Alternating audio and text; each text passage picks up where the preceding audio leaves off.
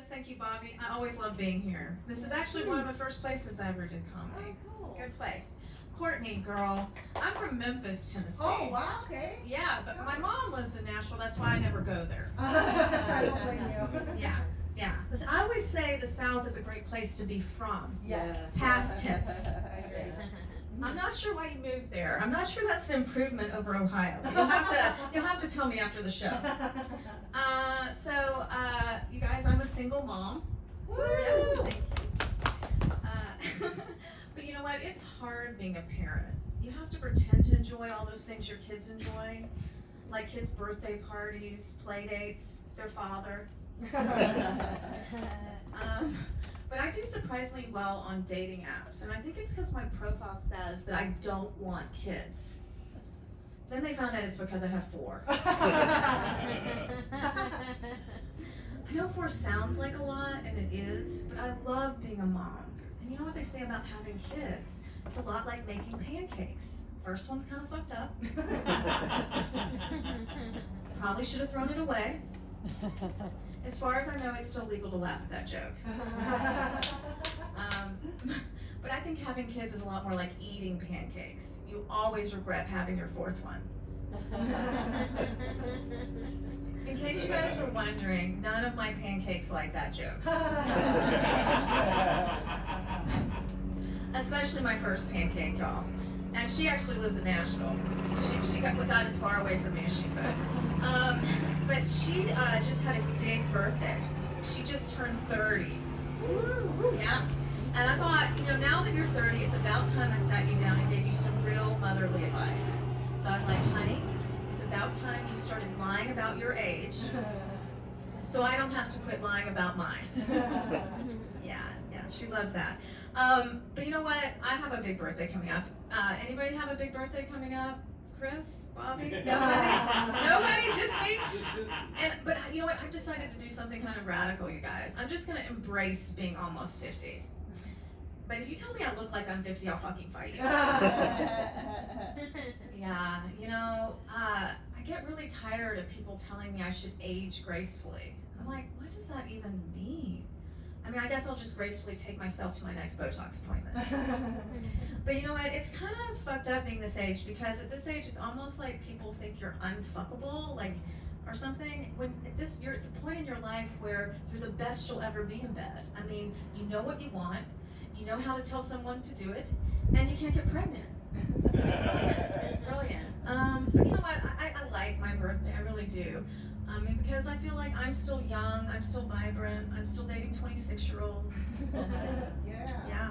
Yeah, I do like younger guys a lot. But there is one thing I really hate. It's the term cougar. Do you guys all know this term? This derogatory term for women who like to date younger men. Did you guys know that that's a Canadian import? No? Yeah, just like Wayne Gretzky and maple syrup, just not as sweet. The reason I hate this term is it implies that we're desperate and predatory, which we are, but that's not the point. I hate it because there's not an equally derogatory term for men who like to do this. I mean, what do you call a man who likes to date younger? A Mormon? Leonardo DiCaprio? Daddy? Yeah. But you know what? I try to be really romantic with these guys. So I write them all poetry. Now it's all the same poem, but I am really trying, guys. You want to hear it? Yeah. It's roses are red, violets are blue. I'm half your age, but I'll buy an Xbox for you.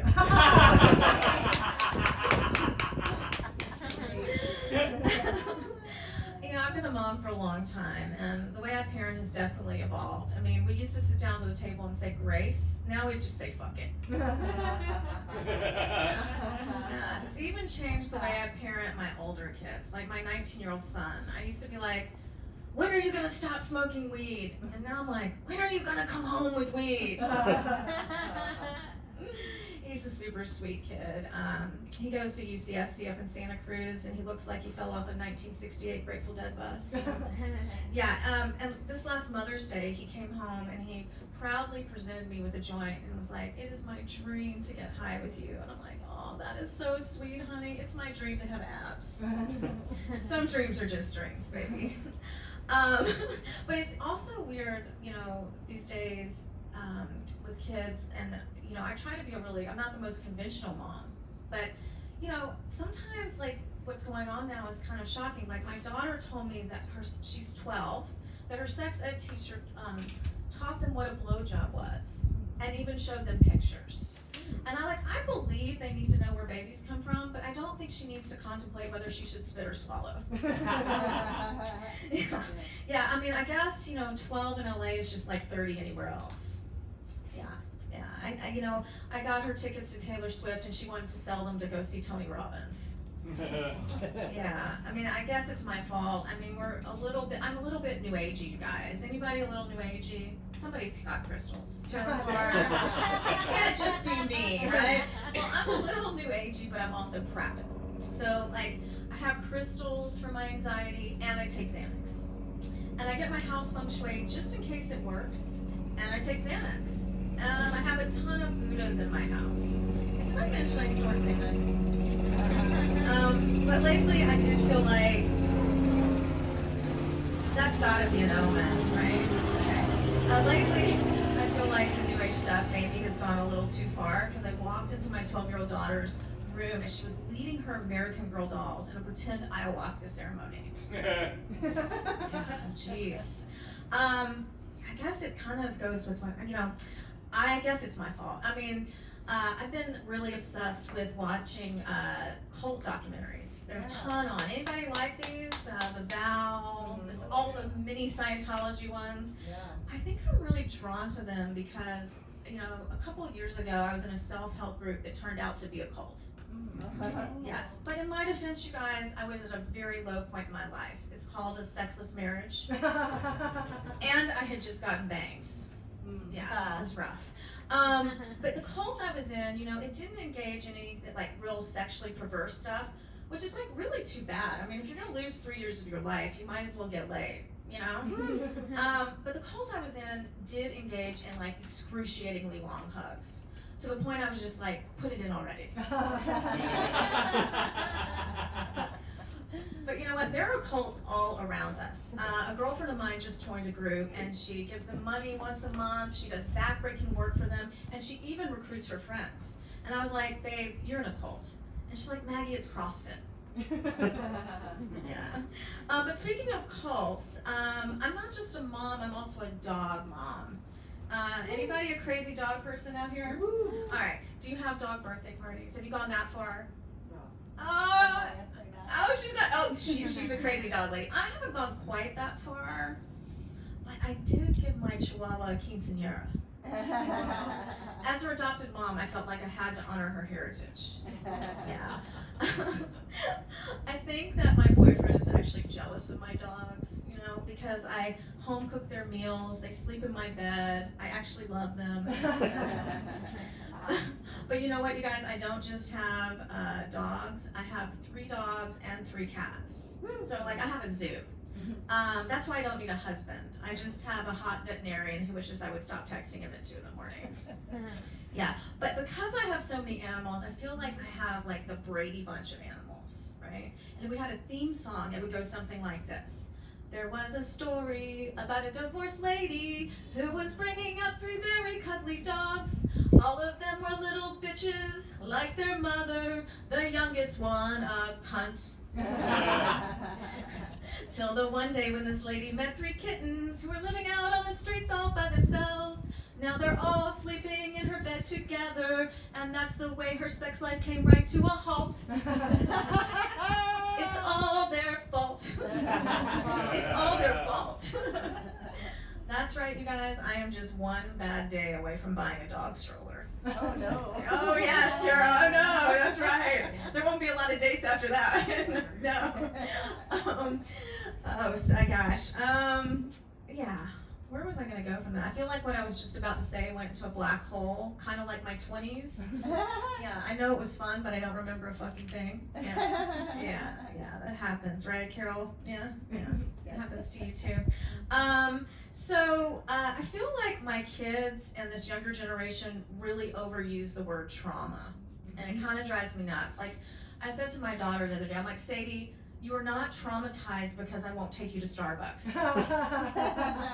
You're traumatized because your parents are divorced. you guys have heard about this Jonah Hill, Sarah Brady stuff. Yeah, I feel like that the whole younger generation kind of weaponizes therapy speak. I mean, sometimes I feel like I'm Sarah Brady and they're Jonah Hill. I mean, I feel like they want to control me, and I don't understand why they don't want me to be in Facebook in a bikini. Yeah, kids want the cool mom until you are the cool mom, right? And then they're like, will you please stop hitting on my friends? Yeah, my kids hate that I do comedy. Yeah, they think the only thing worse would be if I did porn. I'm like, then I could pay for your therapy. Yeah, my family hates it too. I mean, I'm from the South, you know, Courtney. My family hates that I do comedy. Yeah. They actually think it's disgusting. My dad wishes I would go back to writing children's books. Yes, I used to be a children's book author, Carol. Wow. She's looking at me stunned. But I'm like, after doing stand-up, like, what kind of book would I write? Like, C-Spot Fuck? What kind of box set would I have? I guess I could go with that book, Go to Fuck to Sleep, right? Or something. I have no idea. But I'm not going there. But you know what? I don't know about anybody. Is anybody a daddy's girl here in the audience? Oh, Bobby. Really? I'm more of a daddy's issues kind of girl. Yeah. My dad worked all the time when I was growing up. He's like super successful, but was never around. So I've decided at some point in my life I was going to date the opposite kind of men, right? So I only date broke guys. Yeah, he loves that. But you know, like it's funny because my brother has a much different experience of this than me. When you're the son of a very successful man, you attract charming, beautiful, intelligent women. But when you're the daughter of a very successful man, you attract charming, beautiful con men. So I'm kind of like the Statue of Liberty with my legs spread. Bring me, you're tired, you're poor, you're well-endowed felons. Yeah, that's what I feel like. Yeah, he doesn't love these jokes either, just like you guys. I'm working on it. Gosh, I wish my son was here. I like to embarrass him. My one kid will come to the comedy shows, but he's moved back in with me. And you know, he's okay with me dating, but we have this agreement when I first got divorced that I would only date people who were not close to his age. But what happened is he kept getting older and the guys kept getting younger. So I was like, I think we need to renegotiate this. How about I date whoever I want and you can keep fucking living in my house? But we're actually really, really close. And the other day he came up to me and he wanted to have a heart-to-heart. He was like, Mom, every girl I've ever been with has asked me to choke them. And I told one of my girlfriends about this, and she was like, well, did you tell him that that was okay? And I was like, what, the choking or the telling me about it? Yeah, kids love to overshare. But it's probably my fault. Like, when you're a mom, pretty much everything is your fault.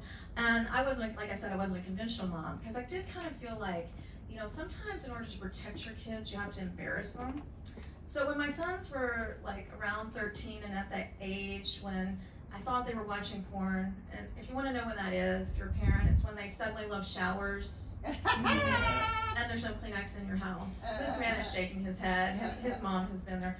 When they were at that age, I made each of my sons go to Rite Aid with me and buy condoms. Because A, if you can buy condoms with your mom, you'll never be embarrassed to buy them. And B, I needed condoms. As far as I know, I think it worked. You know, I don't have any grandchildren that I know of. All right, do I? Yeah, so maybe that was my fault, the oversharing. Yeah, oh boy, where to go from here? You know, the pandemic seems very far away, you guys, doesn't it? Thank God. But there was one silver lining to the pandemic for me. It gave me an excuse of why I didn't need to lie to my youngest anymore about why I didn't want to take her to Disneyland. Because if you're a parent in Southern California and you don't want to go to Disneyland, you're kind of like the Grinch or something. Disney's like a spiritual journey for kids. That's why I used to tell my daughter that the park was in Massachusetts. That was great until she flunked geography. But I think the real reason I hate Disneyland is the rides remind me of a map of all my failed relationships. Like the Splash Mountain ride, it reminds me of all of my hookups. Never as wet as I thought I would be. And God, I wish there weren't any pictures. And the Small World ride, it reminds me of divorce. I mean, At the end of the day, it takes forever, you're in the dark, and I'm just stuck with a bunch of singing children. I can still hear them, you guys. I really can. It's a world of lawyers, a world of tears. It's a world of secrets and wasted years. There's so much that we share that it's time to beware. Why did I ask for full custody? Thank you guys so much. This part of my set was